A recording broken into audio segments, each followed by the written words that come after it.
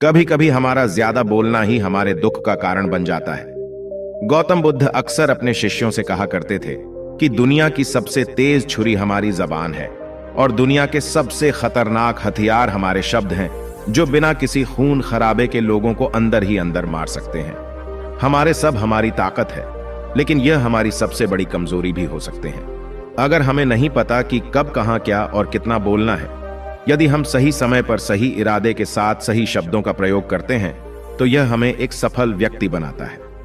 लेकिन अगर हम सही समय पर सही इरादे से सही शब्दों का इस्तेमाल नहीं करते हैं, तो यह हमारे जीवन को नरक बना सकता है। तो आज मैं आपको मौन के ऊपर एक कहानी सुनाऊंगा, और यह कहानी आपके जीवन को बदलने वाली है। जापान में एक बहुत ही प्रसिद्ध बौद्ध भिक्षु रहते थे। जंगल के पास दुनिया के शोर शराबे से दूर थे और बहुत ही महान थे, इसीलिए वह पूरे जापान में बहुत प्रसिद्ध थे। एक दिन एक राजकुमार बुद्ध भिक्षु के पास आया और बोला, प्रिय भिक्षु, मैं हमेशा थक हुआ, निराश और परेशान महसूस करता हूं। मेरा मन बहुत अशांत राहत है। हालांकि मेरे पास सब कुछ है, दौलत, शोहरत, सुख, सुविधा, जो हर व्यक्ति चाहता है या पाने की इच्छा करता है, लेकिन फिर भी मेरे अंदर इतनी अशांति और चिंता क्यों है? भिक्षु ने कहा, इस प्रश्न का उत्तर तुम जानते हो, बस तुमने कभी इसकी तलाश नहीं की। भिक्षु ने कहा, एक प्रयोग करना चाहता हूं, क्या तुम करना चाहोगे? इस प्रयोग के बाद तुम्हारे जीवन में किसी भी तरह की अशांति और चिंता नहीं रहेगी। यह सब सुनकर राजकुमार बहुत हैरान हुआ। उसने भिक्षु से कहा, बताइए, मुझे करना क्या है? मैं अपने मन की शांति के लिए कुछ भी करने को तैयार हूं। भिक्षु ने एकदम शांत स्वर में उत्तर दिया, अगले 10 दिनों तक तुम मेरे आश्रम में रहोगे और एक सामान्य व्यक्ति की तरह अपना जीवन व्यतीत करोगे, और 10 दिनों तक तुम एकांत में अकेले मौन बैठे रहोगे, जितना हो सके कम बोलोगे। राजकुमार भिक्षु की बात से सहमत हो गया। पहले दिन राजकुमार को लगा कि उसका मन सामान्य से अधिक विचलित है। उसके मन में तरह तरह के प्रश्न उठ रहे थे और वह आम लोगों की तरह जीवन जीने में आशाएं महसूस कर रहा था। उसके अंदर से बोलने की प्रबल इच्छा उठ रही थी, लेकिन वह मौन रहा। उसके मुंह से कुछ नहीं निकला, एक शब्द भी नहीं। वह चुपचाप बैठा रहा। लेकिन रात होते होते उसे अंदर ही अंदर शांति का अनुभव होने लगा। उसके लिए यह अनुभव अजीब था। वह खुद से पूछ रहा था कि वह अंदर ही अंदर खुशी क्यों महसूस कर रहा है और उसकी आंतरिक बेचैनी और चिंता कम क्यों होने लगी है। अगले दिन राजकुमार एकांत में चुपचाप बैठा प्रकृति को निहार रहा था।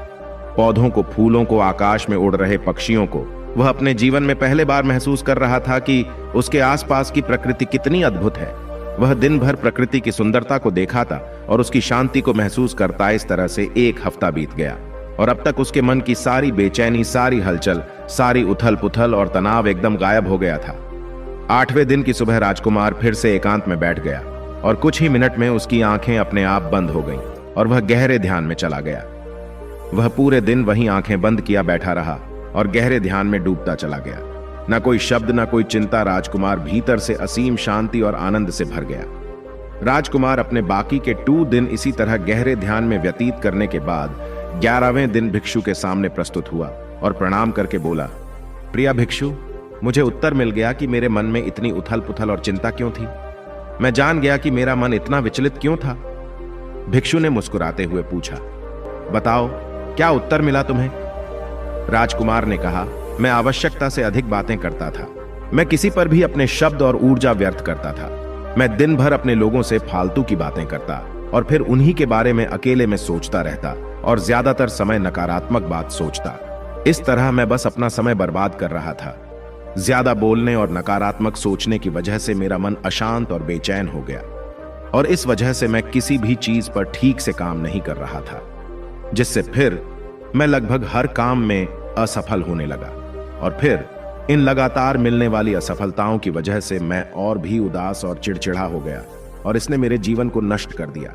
लेकिन ये 10 दिन पूरी तरह से अलग थे। अब मुझे ऐसा लग रहा है कि मैं अपना जीवन पूरी तरह से जी रहा हूं, लेकिन इससे पहले मैं अपना जीवन गलत तरीके से जी रहा था। और मैंने यह भी सीखा कि हमें सिर्फ ध्यान करने की जरूरत नहीं है। ध्यान अपने आप होता है जब हम स्थिर, शांत और मौन होते हैं। ध्यान के पिछले कुछ दिनों के दौरान मैंने जो पहली चीज सीखी वह यह है कि मनुष्य के जीवन की सबसे महत्वपूर्ण घटना को जानना है।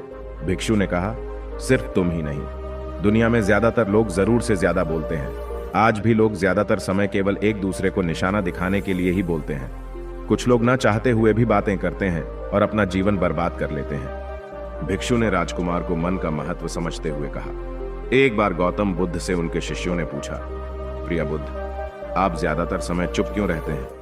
बुद्ध ने कहा, क्योंकि मौन में मैं अपने भीतर अनंत शांति की गहराइयों में होता हूं। मौन अपने भीतर उतारने की पहले सीढ़ी है। मौन के बिना स्वयं को जानना संभव है। स्वयं को जानने और समझने का पहला नियम है कि मौन हो जाओ। उतना ही बोलो जितना अत्यंत आवश्यक हो। जिसके बिना चल जाता हो उसे छोड़ दो, उसे मत बोलो, और तुम अचानक पाओगी कि 90% से ज्यादा तो व्यर्थ बातें ही होती हैं। अगर लोग थोड़ा चुप रहे तो झगड़ा अपने आप कम हो जाएगा, अपराध कम हो जाए, अदालतें कम हो जाए। अगर लोग थोड़ा चुप रहना सीख ले। संसार की बहुत सारी समस्याएं, बहुत सारों मतभेद सिर्फ बोलने से पैदा होते हैं। जब तुम नहीं बोलते तब तुम एकांत में अकेले हो गए।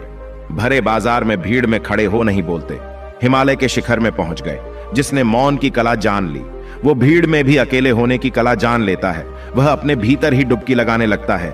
एकांत में तो आदमी स्वर्ग में है। जब दूसरों की मौजूदगी से तुम परेशान हो जाओ तो उचित है कि आंख बंद कर लो और अपने मन में तुम ताजगी पाओगे, क्योंकि तुम्हारे अनेक स्रोत छिपे हैं जो किसी दूसरे में नहीं। जब कोई भीतर से होकर वापस आता है, मौन में स्नान करके लौटता है, तो समस्त अस्तित्व, समस्त व्यक्तित्व शांत और मौन हो जाता है, आनंदित हो जाता है। एक बार गहरी मन में स्थिर हो जाओ, फिर तुम्हारी वाणी में भी सुगंध आ जाएगी। फिर तुम्हारी वाणी में भी एक विशालता आ जाएगी। तुम्हारा बोलना संगीत पूर्ण होगा, तुम्हारा बोलना सत्य होगा। तुम बोलोगे तो दूसरों पर भी शीतल छाप आ जाएगी। जैसे ही तुम अंदर से चुप होते हो, तुम इतने शक्तिशाली होने लगता हो कि समाज की निर्भरता तुम छोड़ने लगते हो।